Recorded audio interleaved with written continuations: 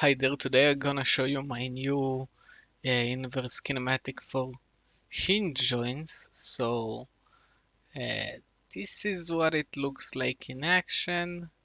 So you can move this, you can see the stickman is bouncing, whatever, you can do pretty much anything. Okay, now let's just run this again. So physics, he's falling, everything is fine.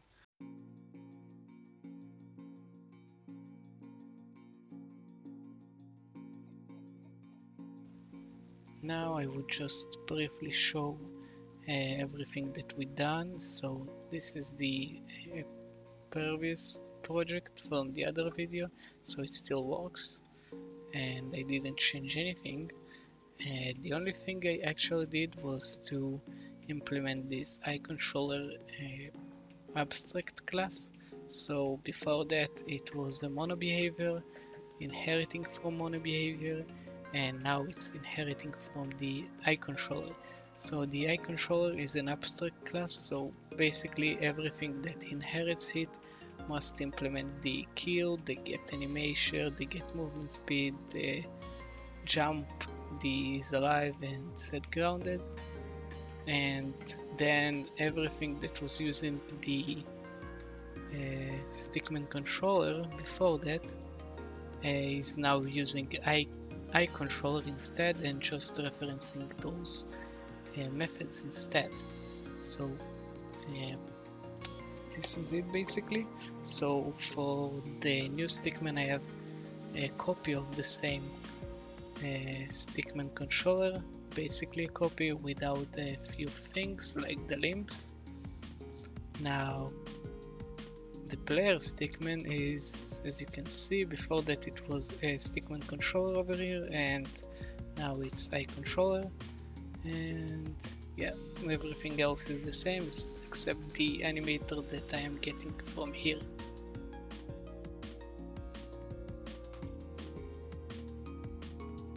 So at this point I was still using interfaces, and interfaces have one problem: they can't actually have initial variables.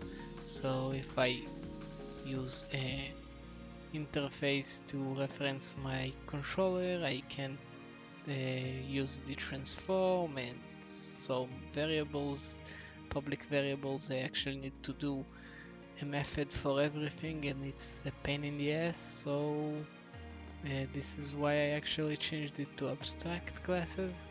And yeah, with abstract classes it works pretty good. And yeah.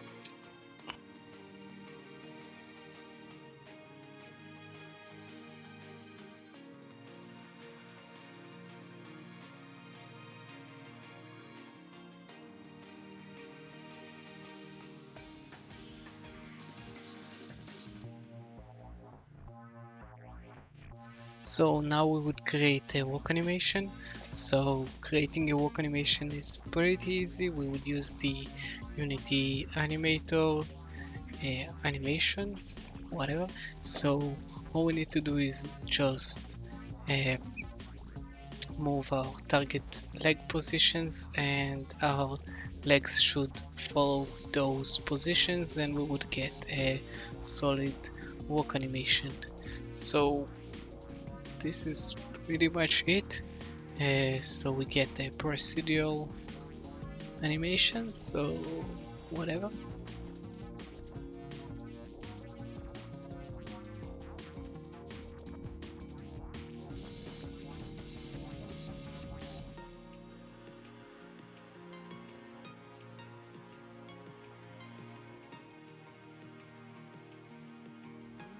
And now for the attack animation, so we want it to work with our previous player stickman script, and it had an attack and a walk animation.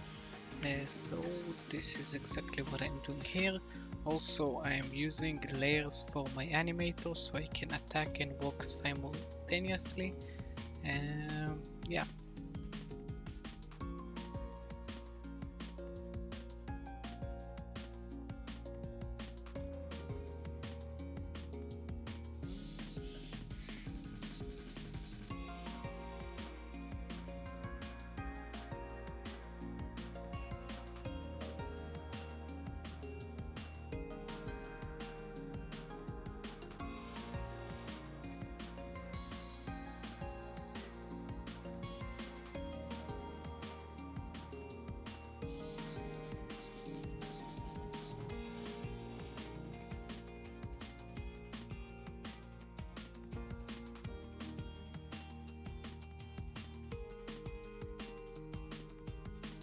Right now I have an attack animation and the walk animation, and I want to implement an attack animation to the other side without actually creating a new animation. So the way I can do this is simply by flipping all of the points over here. So let's flip them on the x-axis, and now when I attack, I would attack to the other side. This is the easy way to do this. I guess you can create animation for everything.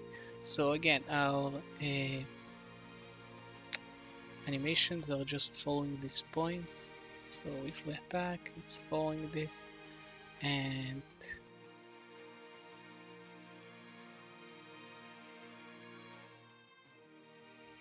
so we implementing the set scale to -1. So when we are walking to the right side, the direction would be greater than 0, and when we are walking to the left, the direction would be less than 0. So if it's less than 0, we want to flip it, and if we already flipped it and we are walking to the right side, we would again flip it.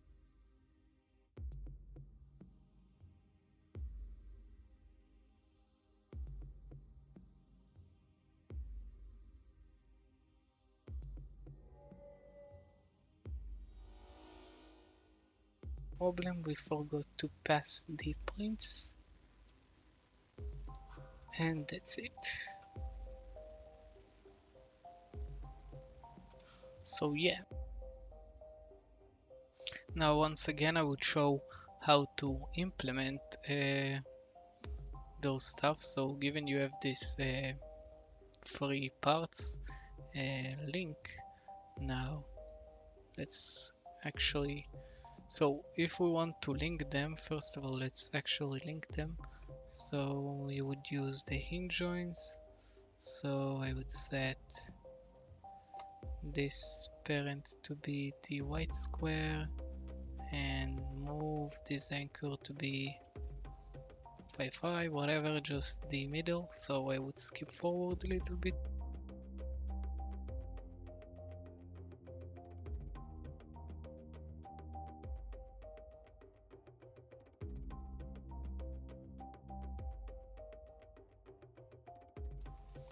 Now we want to actually use the hinge joint. Now again, why do we need this endpoint? Actually we can just disable it and it would work just fine, right?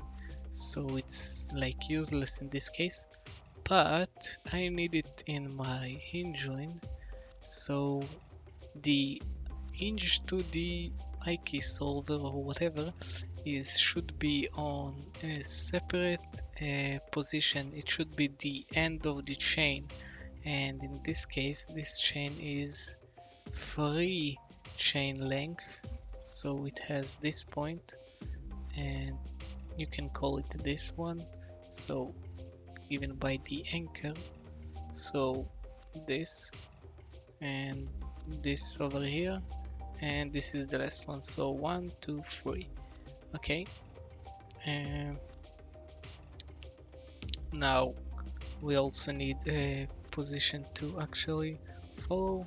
So have this white circle, so target, whatever, and we should set it to target. Now if we press play, it should already work, so we can move it however we want. We have more settings over here. So again, if I disable this actually works for some reason. Yeah, you can see there. So you got a chain length of 2 on 3 chain length. So yep, now let's disable it. So we have the settings for the force. So a lot of force means more speed, but don't overuse it, it will become unstable. So example, yeah, Now, delta is just simply how close to the target it should actually be. You see it's quite far. Now, this is fine. 0 force it would fall, whatever. Now iterations, don't worry about it, it's just how many times it actually tries to get close to the target per update. Snap strength is useless, and this one is just how many frames would it actually update. So this is a lot of frames, about 10 seconds I guess. So anything is fine. Like there's just no reason to do this every frame. Okay, and this is it. Basically active is that, and torque is just how much force does the torque have. So let's see. Yeah, don't overuse it too. Now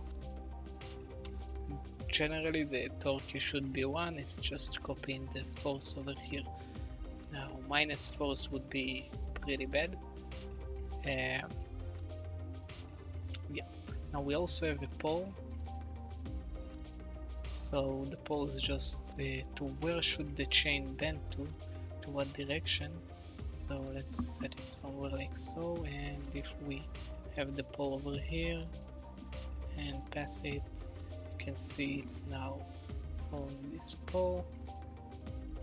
So target over here. So now I would link it in the description. So this is where you can get the scripts. They are in this project. So all you need is basically this Hinge 2D and the plain math. So the Hinge 2D actually uses a method from here, and the IK solver is just the 3D version, except the 3D isn't actually using physics, is just setting the positions. So I don't really need to save it. Like this is the 3D and nothing crazy. I would also link a video to this guy over here. He did a pretty good tutorial about the 3D IK system.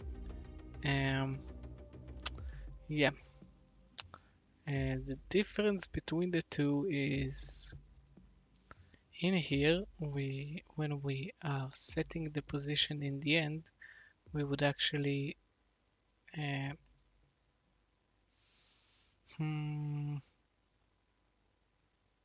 in the end we would actually set the position to the target.